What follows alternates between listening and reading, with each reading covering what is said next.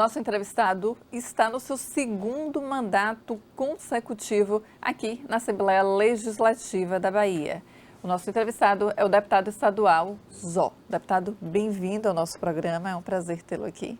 Prazer é todo nosso, eu agradeço pelo convite, por poder estar colocando um pouco do nosso mandato aqui na TV Alba, naturalmente chegando a muita gente, né?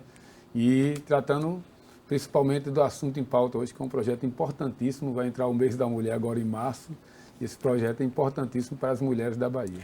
Deputado, eu sempre pergunto aos parlamentares que passam por aqui, como foi esse período da pandemia, durante a pandemia, já que o senhor tem uma base muito forte no interior da Bahia.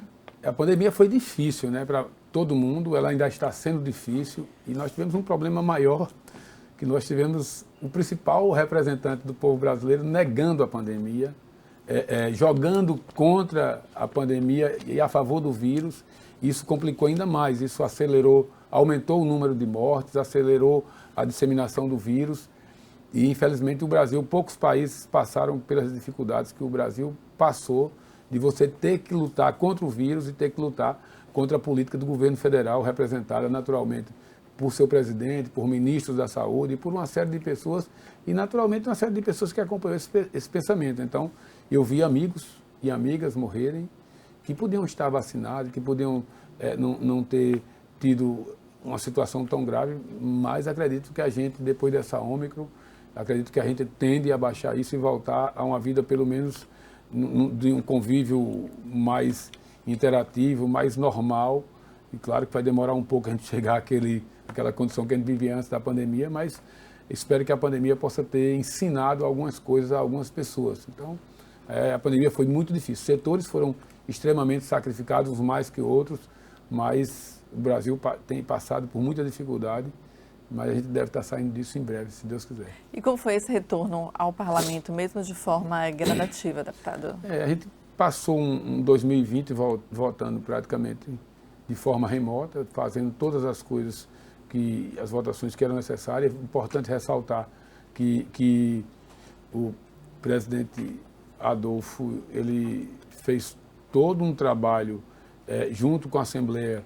Nós tivemos praticamente 100% da Assembleia contra o vírus, a favor da ciência. Nós votamos as pautas que o governo do Estado e o povo baiano precisava. Nós votamos, eu fiz o primeiro gesto de passar minhas emendas para ajudar a combate à pandemia, mas toda a Assembleia passou esse recurso praticamente para que se pudesse usar o recurso das nossas emendas para ajudar no combate à pandemia. Nós votamos todos os decretos de emergência, votamos todas as pautas que precisavam ajudar o governo do Estado a tratar isso. Então não foi só a gente da situação, mas a oposição também fez esse gesto. É importante ressaltar que na Assembleia nós tivemos essa unidade em defesa da ciência, em defesa do povo da Bahia e contra o vírus.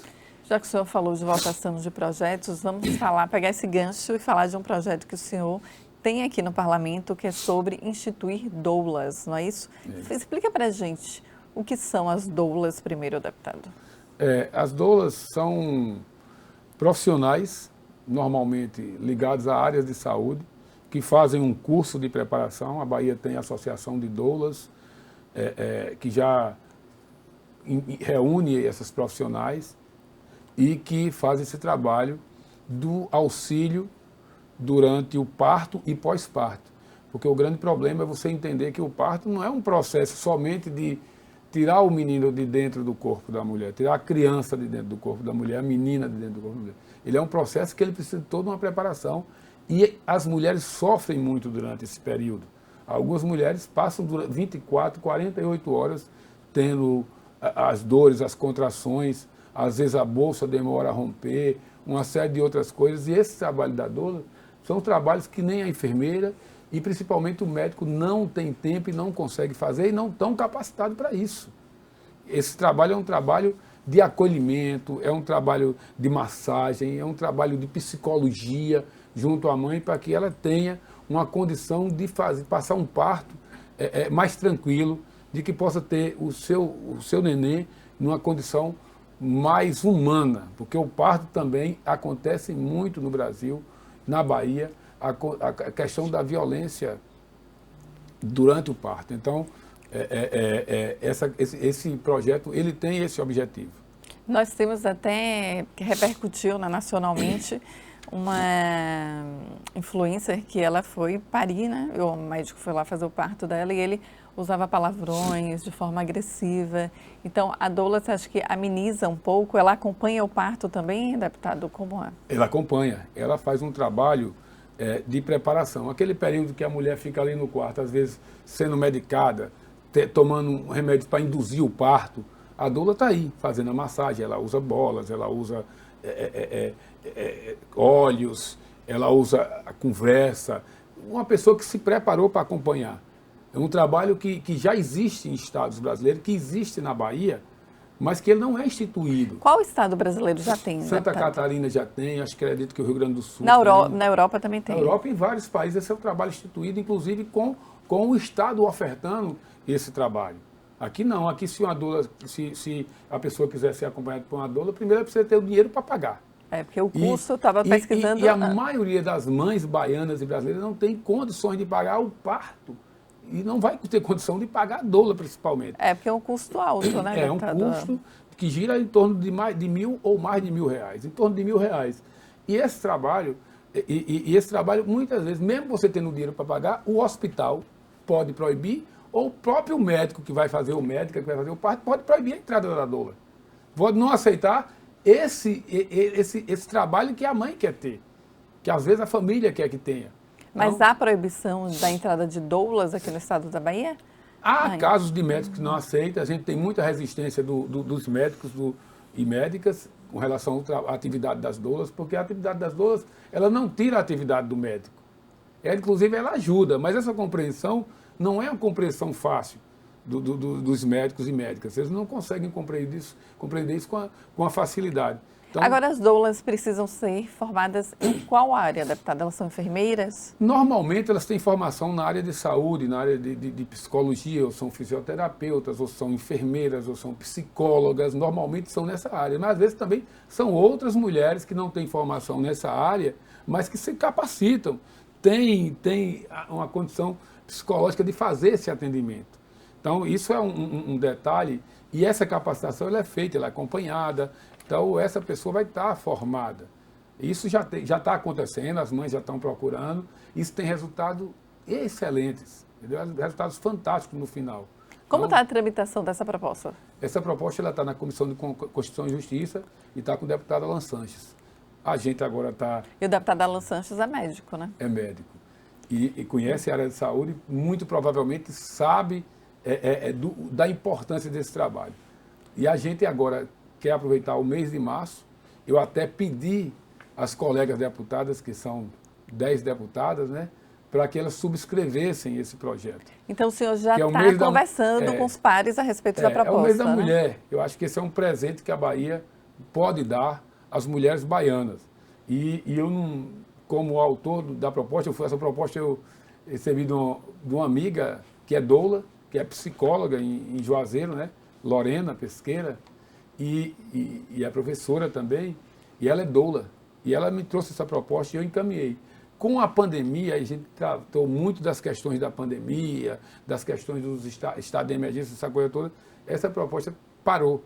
Mas agora, eu tenho uma conversa com o presidente, uma conversa com os pares, né, com a Comissão de Saúde também, para que a gente possa colocar isso na pauta ainda em março e ser, assim, um presente da Assembleia Legislativa da Bahia para as mulheres e as famílias baianas, porque isso aqui é um ato somente para a mulher, é um ato para a criança, é um ato para o pai, para a avó, para o avô, para aquela expectativa grande que fica em torno da criança que vai nascer. Então, essa é uma posição que a gente está trabalhando para que agora em março a gente possa ter esse projeto aprovado. Deputado, o senhor foi vereador durante 3 mandatos lá em Juazeiro, né, na cidade de Juazeiro. Qual a diferença do legislativo municipal para o legislativo estadual, deputado? O que o senhor trouxe de experiência do parlamento municipal? A Câmara de Vereadores de Juazeiro ela foi para mim uma escola. Entrei no PCdoB em 85, eu fui candidato em 2004. Eu fiz muita militância política, até como um militante mesmo, de passar panfleto, de fazer pintura de muro, né? Na época da ditadura, no final da ditadura.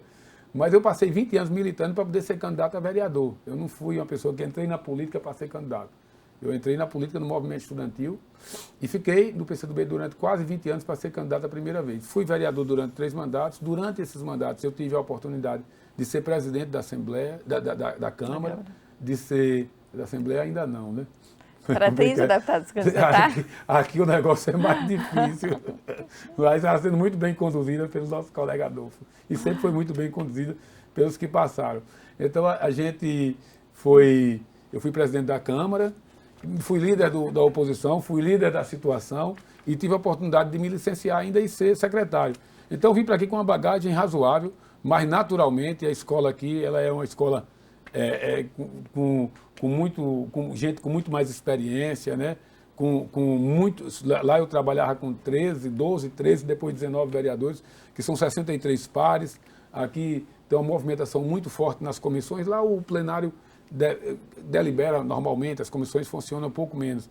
Aqui a deliberação já vem muito das comissões, o parlamento normalmente, quando já vem ali, já vem as posições formadas de quem vota a favor, quem vota contra, mas é outra escola e eu agradeço muito. A população está mais perto, né, deputado? Apesar de eu ter uma relação muito direta com a população, em Juazeiro eu tenho, e na região, e na Bahia inteira, por onde eu ando, eu tenho essa relação muito direta com as pessoas, porque eu não quero perder a minha essência. Naturalmente, de onde eu vim, de onde eu cresci, quem eu sou, isso aí, os lugares que eu frequento, os amigos que eu tenho, eles são muito, mas muito mesmo as mesmas coisas, os mesmos amigos. Isso mudou um pouco, né? A política, naturalmente, você vai trazendo outros amigos e amigas, mas os lugares, eu continuo apaixonado pelos mesmos lugares, entendeu? Eu continuo morando na mesma cidade e frequentando muito os mesmos ambientes. O senhor já teve vontade de ser candidato a prefeito de lá? Já tive, sim. Não vou mentir. Não dá para mentir. Já tive mais. Hoje eu estou muito focado no parlamento, aqui estadual. É candidato à reeleição, deputado? Sou candidato, eu tenho muitas ações. Eu acho que, por exemplo, nenhum deputado, eu posso dizer aqui na frente das câmaras, nessa entrevista, nenhum deputado lá na região tem mais ações para a região que eu trabalho do que eu. Eu tenho recebido muitas ações do governo do Estado, tenho indicado muitas emendas para lá, eu tenho ajudado muito a transformar a realidade das pessoas. Eu tenho matéria aí nas minhas páginas, que você vai ver uma matéria de apicultura que a gente tem entre Remanso, Pilão Arcado, Casa Nova e Campo Alegre. Você vê as pessoas produzindo mel, uma coisa tão importante para a natureza, você mantendo a vida das abelhas, que é uma coisa que a gente tem que tomar cuidado sobre a extinção das abelhas, por causa dos pesticidas que cada dia são mais liberados, por causa do desmatamento, por causa de uma série de coisas. E lá, essa harmonização do homem, da fauna e da flora, dando condições, as pessoas têm renda. Isso não atrapalha a criação do bode, não atrapalha a criação da galinha, não atrapalha a produção de leite, de queijo, de ovos. Isso consegue conviver num ambiente. Então, eu poder estar ajudando, junto com o governo do Estado, essa ação, isso eu saio de lá assim, maravilhado, sabendo que um dia eu vou dizer na vida, eu pude ajudar a transformar alguma coisa. Então, esse parlamento, a nível estadual, hoje chegaram canos para fazer a adutora de Macururé, uma cidade que não tem água. Você sabe o que é água no sertão?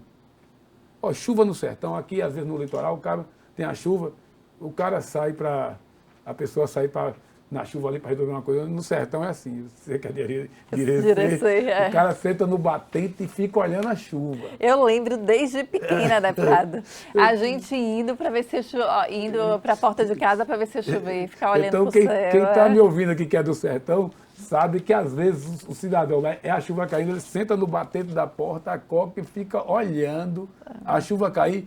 Porque a chuva no sertão, ela tem um diferencial enorme. Ela, com todo respeito às pessoas que não estão no sertão, ela tem uma beleza diferente. O cheiro. Não, porque no dia que a chuva, está tudo muito seco. Na hora que a chuva cai, com uma semana, está tudo verde. Passarinho canta mais, bode dá pinote, é assim. Então, eu estou colocando essas coisas porque eu tenho até objetivo de um dia talvez possa disputar, mas tem tanta gente lá em Juazeiro que pode ocupar esse espaço, e eu estou aqui ocupando o espaço, ajudando Juazeiro, ajudando as outras cidades, ajudando a Bahia. Naturalmente, isso não me tira a vontade de ser e nem o direito de ser. Mas eu sou candidato à reeleição, esse ano estou muito focado nisso, porque muito focado nisso, eu fui 3 vezes vereador e quero agora ir para o 3º de deputado estadual. Entendeu? Eu tenho inclusive meu mote, né? O povo chama de slogan, eu gosto de chamar de mote, a força do sertão. Porque o meu mandato é muito focado no sertão, que é o semiárido, que é 2/3 da área da Bahia. É uma área que tem muita necessidade de investimentos e que os investimentos só melhoraram depois dos governos de Lula, Dilma, de Wagner e Rui, porque se você pegasse os dados, e aí não tem negócio de dizer, isso e aquilo, não, são dados específicos, estatísticos. Então, os investimentos serão muito concentrados na capital e na região metropolitana. Então, assim, o desenvolvimento lá chegava às estradas, o abastecimento de água, a energia elétrica. Como é que você produz essa energia elétrica? Eu vou querer saber a respeito dos investimentos depois do nosso intervalo, tá? Tranquilo. A gente volta já já.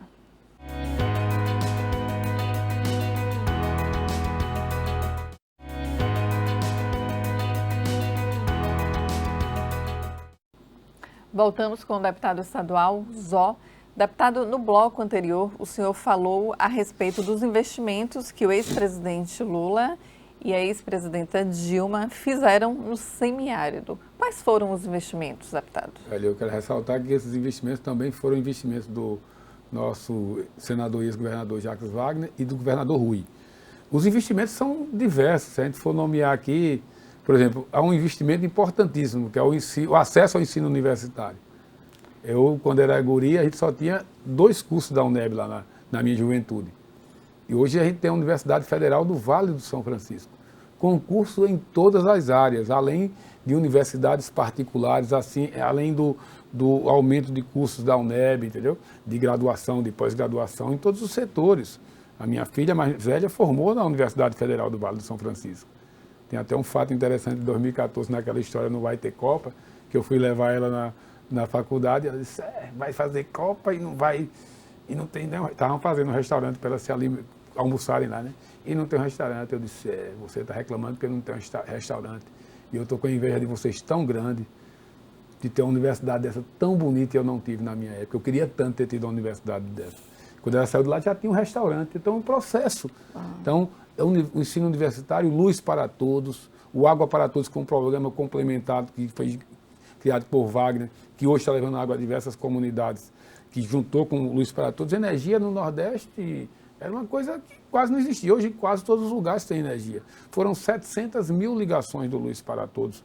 Entendeu? Quando a gente imaginava que a Bahia precisava de 350 mil, já fez 700, faltam mais ou menos 100 para universalizar a energia. Por exemplo, os programas sociais, eu fui secretário de Ação Social em Juazeiro, sei do impacto disso tudo, entendeu?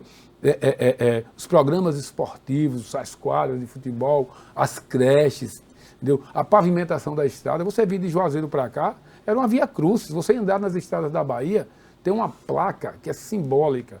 Quando você sai de Petrolina, Pernambuco, para Casa Nova, que você tem uma placa, quando você vinha de Casa Nova, no fundo da placa estava escrito assim, e está lá até hoje. E serve como simbologia para que a gente veja como era a Bahia. Está assim, sorria, você saiu da Bahia. Agora está ao contrário, a parte esburacada está do lado de Pernambuco, e nós estamos com a nossa estrada em umas condições bem melhores. Então, são uma série de fatores que aconteceram nesse país, e o principal dele, quando eu digo sempre, quando eu fazia campanha em 2014, minha primeira campanha de estadual, de todas as obras, a mais importante, e nós passamos por isso, as pessoas que têm mais idade como eu, o mais importante é que voltou agora, é que minhas filhas não conheciam isso que eu conheci. E hoje dá um choque muito maior, porque a gente nasceu vendo isso. Era as pessoas pedirem um prato de comida na porta das casas das outras. E aquilo era muito triste para a gente fazer aquilo. E dar às pessoas um prato de comida é tão triste para a gente, principalmente para quem recebia. E o prato era uma lata de doce. Às vezes uma lata de leite ninho. E as pessoas botavam aquilo que pedia de uma casa, pedia de outra, misturava, iam para debaixo de um pé de árvore comer. Isso parou, eu achei que minhas filhas nunca iam ver isso. E isso voltou. Então, a grande diferença está principalmente na barriga. Nada é pior do que a gente que come todos os dias 3 refeições, na hora que passa do almoço, 1 a 2 horas, a gente fica reclamando da fome. E esse governo voltou a instituir a fome no país. Entendeu? Aí isso é consequência do aumento do preço dos combustíveis, da política da Petrobras, é aumento do desemprego, de uma série de outras coisas. Então a gente não tem, eu sou muito da estatística. Não me venha com discussão, porque a gente vai botar estatística e medir. E medir, como o jeito que se mede uma partida de futebol, quem chutou mais em gol, quem teve mais posse de bola. A mesma coisa, o Brasil inteiro quer medir a estatística de uma partida de futebol. E quando você chama para medir a comparação na política, aí você vai para outras comparações, você vai para paixões que não tem nada a ver. Então, a gente aceita, na hora que está assistindo um jogo de futebol, aquela estatística que mede lá quantos escanteios teve, quantos cruzamentos na área, quantas bolas no gol, entendeu? Quanto tempo de posse de bola. E no Brasil não quer se medir a estatística do preço da cesta básica, entendeu? Das pessoas que estão desempregadas, das pessoas que não estão comendo, das crianças que estão subnutridas. Então, isso é a questão. Então, Lula transformou essa realidade e principalmente quem vive no semiárido. Nós temos as cidades lá, na região, nós temos várias cidades que são das piores de IDH. E eu sei o que é isso e eu já passei, já vi muito isso. Eu nunca passei fome, já passei dificuldade, mas sempre tive minhas 3 refeições, que se fosse um pão com manteiga, mas eu tinha, entendeu? Mas a gente vê isso muito próximo da gente. Como diz o poeta, a imagem revelada pela televisão é um coice no estômago de toda essa nação. Aí você vê um cara passando fome na televisão, fica horrorizado, e às vezes não fica horrorizado com aquele que está do seu lado. Você vê a violência do negro na televisão, aí você, a violência, a homofobia também, aí você fica horrorizado, mas ali do lado o cara está fazendo a mesma coisa e você não está se manifestando. E você não está reclamando. Então é a mesma coisa da fome. Então, a diferença na televisão é que tem imagem e está sendo narrado, né? Aí chega, aí aquela coisa. Então, assim, o Lula fez essa transformação, a Dilma, e o Wagner e o Rui. O senhor falou aí a respeito do ex-presidente Lula, que será possivelmente candidato à presidência da República, e há uma polarização muito grande entre Lula e o atual presidente Jair Bolsonaro. O senhor acha que essa polarização virá também aqui para o estado da Bahia, deputado? Olha, o estado da Bahia e a minha cidade, Juazeiro, Lula ganhou em 89, em 94, em 98, Dilma ganhou em 2002, 2006, Dilma ganhou em 2010, 2014 e Haddad ganhou em 2018. Aqui fascista não se cria, entendeu? Então a gente aqui não gosta de votar no cara que defende armas. Aqui é a terra de Anísio Teixeira, de Haroldo Lima. A gente gosta de votar em quem defende livros. Então, esse cara defende matar. Já disse, apesar dele não saber atirar. Esse dia ficou comprovado que ele não sabe atirar. É igual a mim. Bolsonaro, nesse aspecto, é igual a mim. Não sabe atirar. Entendeu? Ele conversa muito, tem muito blá blá blá, mas ele não sabe nem manejar uma arma. Como eu não sei manejar. Então, assim,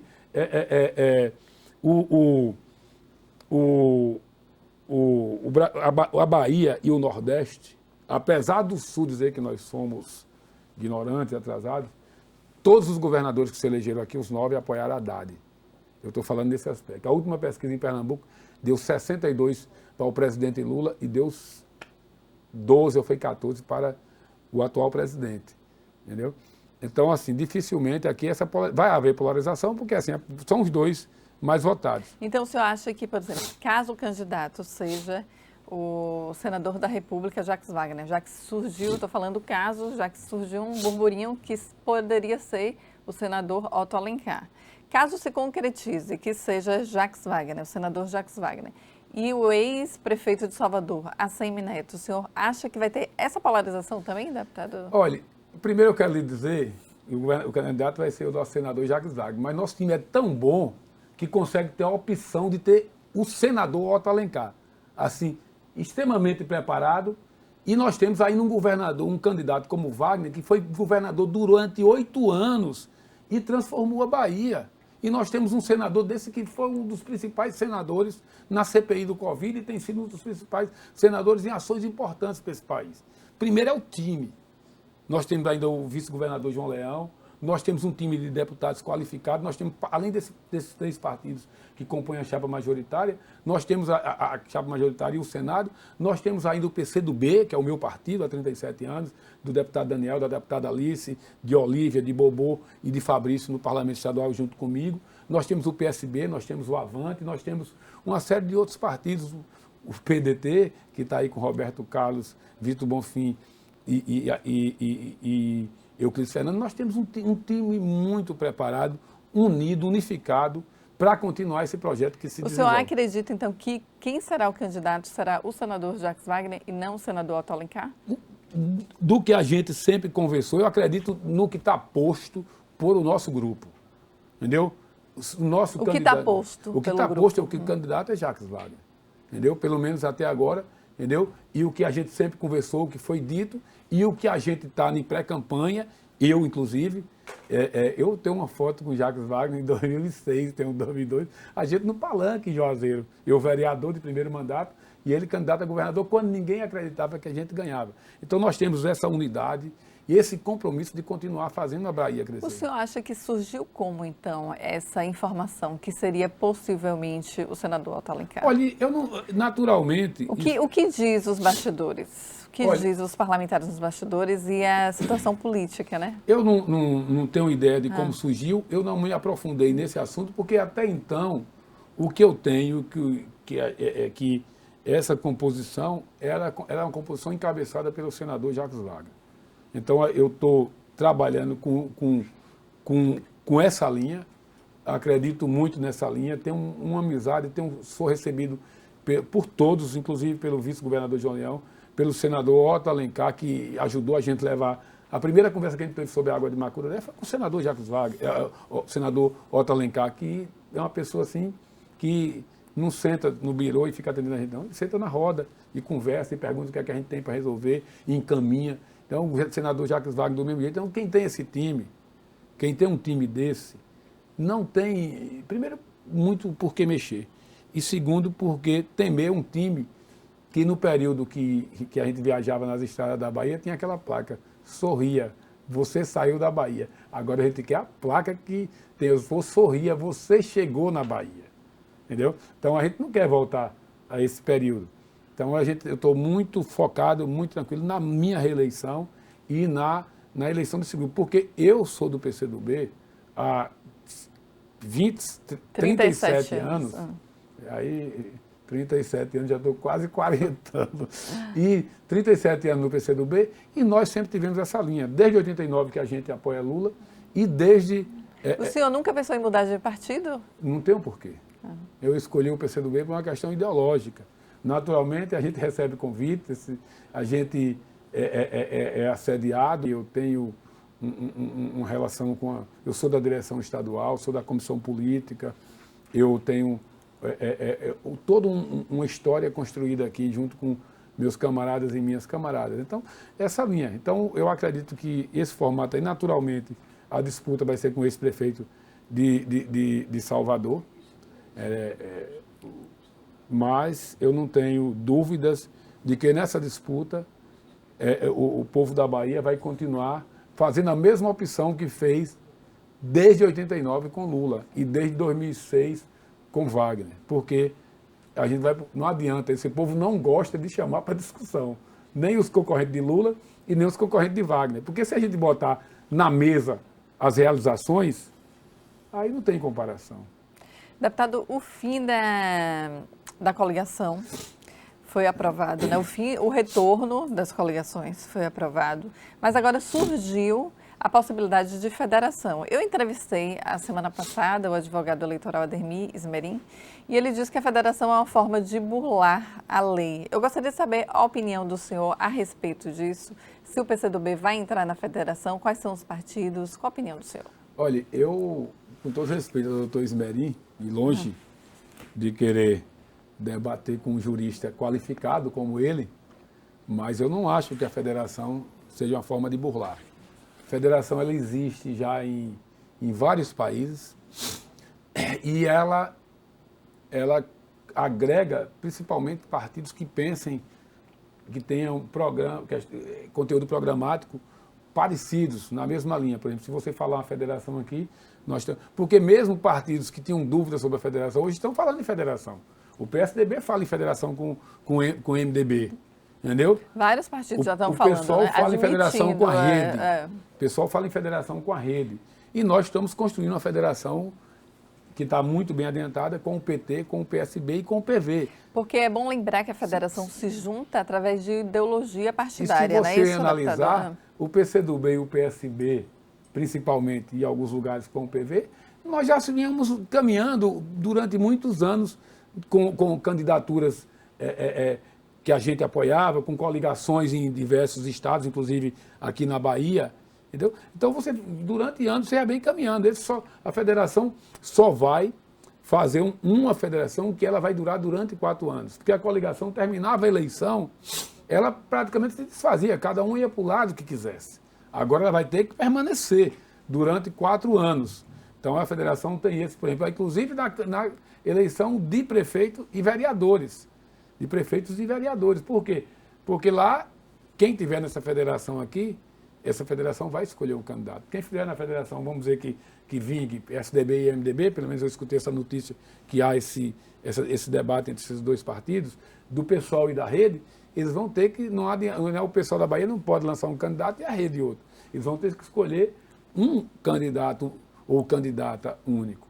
Então a mesma coisa vai acontecer na federação que a gente está construindo. Então isso não é uma burla, porque já existe em vários lugares, funciona bem e dá identidade e voz a partidos menores. Então, não adianta você fazer um programa eleitoral que restringe a voz de partidos importantes como o PCdoB. O PCdoB, como já foi dito por um jornalista, é o sal das esquerdas. Nós não podemos ficar sem voz. Nós temos participação importante em lutas históricas desse país. Esse ano, dia 25 de março, nós vamos fazer 100 anos. Nessa luta, o petróleo é nossa, contra o golpe militar, pelo fim da ditadura, por tantas coisas que o PCdoB tem lutado, e a gente precisa ter essa voz, e a federação nos dá esse direito à voz. Então, a gente tem, hoje, nosso histórico Renato Rabelo faz 80 anos, naquela turma contemporânea de Haroldo Lima, de muita gente que lutou por esse país. Então, acho que a gente precisava das federações, e o PCdoB lutou muito por isso, e hoje está atendendo a outros partidos também. Deputado, infelizmente o nosso tempo está acabando. Eu gostaria de agradecê-lo por estar aqui nessa entrevista. Eu gostaria que o senhor terminasse a entrevista falando o que representa o Rio São Francisco para o senhor, que eu soube que o senhor tem até uma tatuagem a respeito do Rio São Francisco. Eu quero te agradecer. Você terminou tocando fundo no meu coração. O Rio São Francisco está tatuado aqui, é o mapa do Rio São Francisco, é a estrada que eu percorri durante toda a minha vida, a minha estrada de água, né? Eu sou um beiradeiro, lá a gente chama assim. Eu nasci a 100 metros do rio. O rio ficava, eu carreguei lá atrás d'água o rio. Mãe botava a gente para carregar. A gente era pequeno, era uma lata de 20 litros no meio para poder encher os potes. Não era para tomar banho não, que banho a gente tomava no rio. Banho a gente tomava no rio todo dia, como lavava prato, como lavava roupa. E o rio representa para a gente lá, a gente tem a Caatinga, né? Eu digo que a gente tem um privilégio lá de ser essencialmente brasileiro, porque a Caatinga é uma vegetação essencialmente brasileira, só ocorre no Brasil, e o Rio São Francisco é o rio da integração nacional, que ele nasce e morre no Brasil. Então nós somos essencialmente brasileiros. E o rio, ele é para a gente a vida, né? Ele é a nossa luz, a nossa cultura foi formada. Nós não temos a cultura hoje já chegou essa cultura de Salvador aqui, essa cultura formada pelo povo da capital, o povo negro que é linda. Nossa cultura lá é a cultura formada naquela história, daquela estrada que vem de Minas, de Reisado, de Congado, de Marujada, entendeu? Do aboio, do vaqueiro.